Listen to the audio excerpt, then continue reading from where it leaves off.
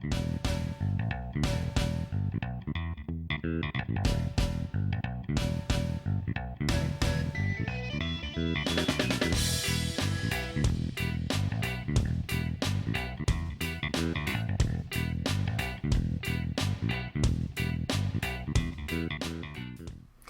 to Sweethearts or Rivals. I'm Charlotte. I'm Justin. What's on our table today?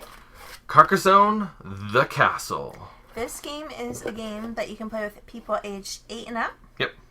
2 players only. Yes. And it says it can take you 30 to 45 minutes. Yeah. Right, so up here in the corner, you're going to have a little eye that you can click on so you can go check out our full playthrough. Mm-hmm. You'll notice that there is no link for our overview because this is the first video that we are trying something a little bit different. Instead of having an overview video, a playthrough video, and a review video, we just have a playthrough and a review. Right, and in the playthrough, we always try to discuss what we were doing anyway. Yeah. So sometimes we were just teaching the game as we were playing it too. So instead of doubling up on that, then we just have the one video. Yeah. And it knocks a third of our work off so we can get more videos out. And to be honest, looking at kind of our statistics, most of the time our overviews aren't getting nearly as many hits as our playthroughs and our reviews. So this way, we're just kind of concentrating on the playthrough and the review. Right. If you like that, or you don't like that, or you'd like to see us change something else, just throw a comment down below. Let us know. Yeah. Awesome. Right on. So, the components of the castle. The components are what you would expect. Exactly for Carcassonne. Good Carcassonne quality. Yep. The tiles are the exact same cardboard that you would get in regular Carcassonne. Mm-hmm. Instead of the SHoR board, you have this puzzle piece board that you put together, which is what kind of encloses your castle. Yep. And then I like these wooden meeples, and I like the fact that they chose natural wood. Yep. And then they just made the other color brown. Yeah. Which is different because it's... They're kind of a squat meeple, but they're a little bit different than your standard meeple. Old-fashioned people that would stand on the walls. Yeah. And guard the castles. They're nice. Yeah. Well. Mm-hmm. What do you think of, like, for the tiles themselves? So you got, like, the grass, you got the tower. And the artwork of them? Yeah. They're all right. It's kind of standard Carcassonne-ish. Yeah. The color scheme is a little not pretty. Yeah. But they're all right. They're good. Yeah. Yep. And it's, even though the red roof houses aren't like the coolest color, it's... Well, they're like little brick roofs or something. Yeah.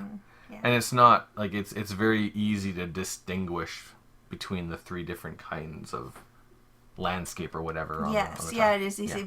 Very easy to distinguish, which is important because in this game, all you have to match up are the roads. Yeah.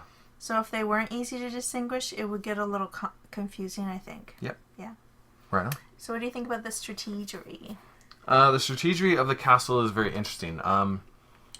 It's a unique blend of tactics and strategy because normally when you place a tile in Carcassonne, that tile is going to finish something, and then you score points.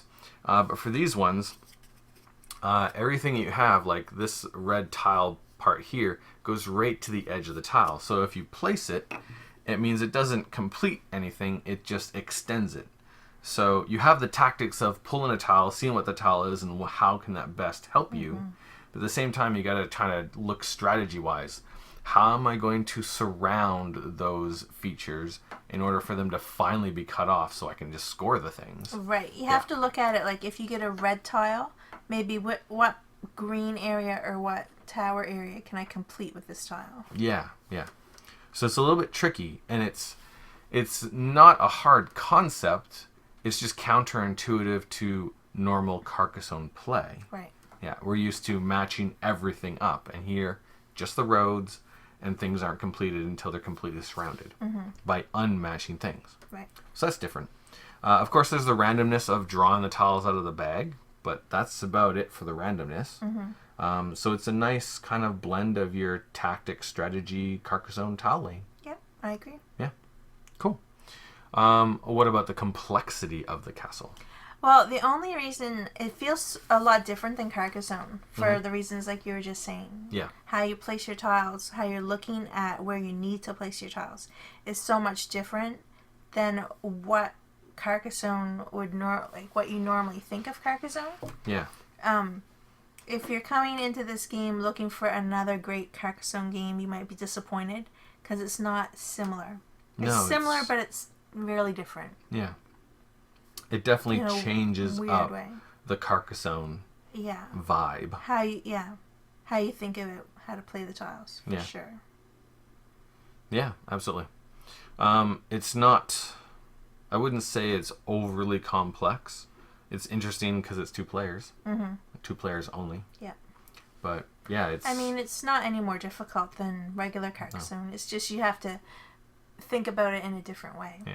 It would almost be easier to learn how to play the castle if you had never played Carcassonne before. I agree. Yeah, which is interesting. Yeah, because instead of in Carcassonne, you're like trying to like get the bigger and bigger and see how far you can push your luck. Yeah. To get the biggest thing. Yeah. But in this one, you almost need to go for the quick points. Yeah. Because you've got the little these little bonus tiles. Everywhere there's a square with 2 numbers. Yeah, on all the corners. And if you land on that, you're going to get these bonus tiles. Yeah. So it's part of your strategy to like try to count the points you need to get to a square and then try to get something for that amount of points so you can get these little tiles, which gives you bonuses on how to score during the game and then bonuses on how to score like in your final scoring as well. Yeah. So yeah, that's another big change from Carcassonne. You're really focusing on kind of tactically scoring quick, small points quite often. Right. Yeah, which is challenging in the game. It is challenging when you're used to the other one. Yeah. Yeah. Yeah. Yeah, in Carcassonne, it's like, look at that city that scores. It's going to score so many points, and it just doesn't happen. Yeah. The other thing, too, is in Carcassonne, you can, when you are getting some kind of big monstrosity, people can passive-aggressively kind of sneak their way in and maybe even try to take it over. And if the item scores, if the area scores, like a castle, everyone shares the points if there's no clear winner. Or the people that have the meeples in that feature score the points equally. But this is a 2-player only game, so if I were to sneak my way into one of your features and we're tied when it scores, nobody gets any points. So that's also kind of different. Yeah. A lot of little rules like that are different enough from Carcassonne that, again, I think if you'd never played Carcassonne, this would actually be easier to understand. Right. Yeah, which is weird. Yeah. Cool. What do you think about the playability? The playability is interesting. It is straight up a 2-player game, which is unique and interesting. It plays quick enough that it is like on the edge of filler. True. Which is cool. Once you can wrap your mind around the differences between this and regular Carcassonne and play with the strategy that this game needs, it's a fun little game. Yeah, it's kind of nice. The theme is just straight up Carcassonne and tile laying, so I mean, it's not really a thematic game too much. Although it is neat seeing how the castle, your castle comes together. Yeah, comes together. Yeah. That's kind of cool. It's true. Although because all of these tiles, the artwork extends right to the edge, it doesn't look nearly as cool as when you have finished a Carcassonne game. It's true. Yeah. Yeah. Everything's all blocky. I can agree with you there too. Yeah. Yeah. Right on. Does the castle have the awesomeness or the cuteness? I would have to say that this game would be more awesome than cute because it's not cute at all. Yeah, I would agree. Not a whole ton of awesomeness either. No, this game is alright. Yeah. On the awesomeness level. On the awesomeness scale, it's alright. Right. That's what I meant to say. Nice. But it's definitely not cute either. Yeah. Yeah. Yeah. What would you say for the game group? What would it be good for? It's definitely going to be a couples game. Definitely a couples game. Because it is straight up just 2-player. There's no variant or anything like that. Yeah. Yeah. I would say if you like Carcassonne, but you want something different, like totally different. Yeah. but still like in that same universe. Yeah. And you're a couple that likes to play Carcassonne together. This would be a good fit. Yep. Probably. But you have to go into it knowing it's not exactly like Carcassonne. Yeah. That's the thing. There's a lot of changes you need to be aware of. Because it's the first couple times playing this, we didn't do very well. No. And it's because we kept playing it like Carcassonne. It's not. And it's just, there's a lot of differences. Right. Yeah. Right. So, is this a trade it or a keeper? Well, I'm unsure of that right now because every time I've played it after the first time, I've liked it better. It's true. And I think it's because, like you said, we're playing it like original. Yeah. But it's not. So for us, there was a little bit of a learning curve there. Yeah. So I think once you understand more of the strategy and tactics, that it becomes more enjoyable. It's true. And, for the exact same reason.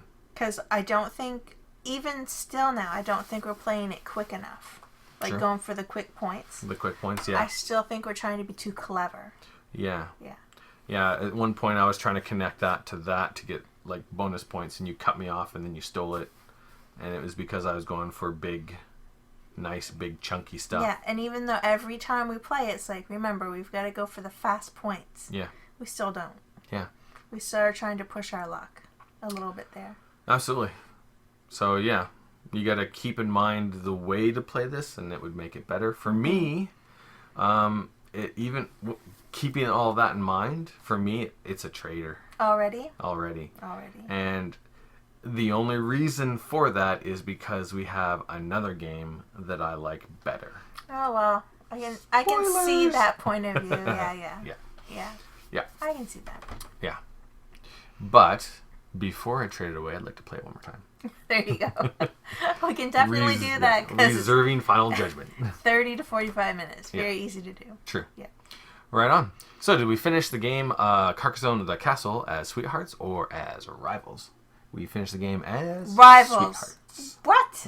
Yeah. Carcassonne is always rivals. Sure. Always. I don't know. I just cut off your market. Weren't you cranky about that? Not particularly. I stole that tower. Didn't you get cranky about that? Not particularly. When you cut off my market there, I got cranky about that. That was pretty awesome. No, rivals. There you go. For me. I know. I guess it's for me. It's a little bit too short to get all rivalry. Really? And when I play Carcassonne to win. Yeah. It's not that I'm not playing to win, but also the other big thing is. Because you have to play for short, super quick points. True. Anything that gets cut off, I'm like, meh. I was just going to have to cut it off myself anyway. It's true. Yeah. You're right about that. But. Rivals. Sweethearts. And that is Carcassonne. The Castle. The Castle. Thanks for watching. We'll see you next time. Laters.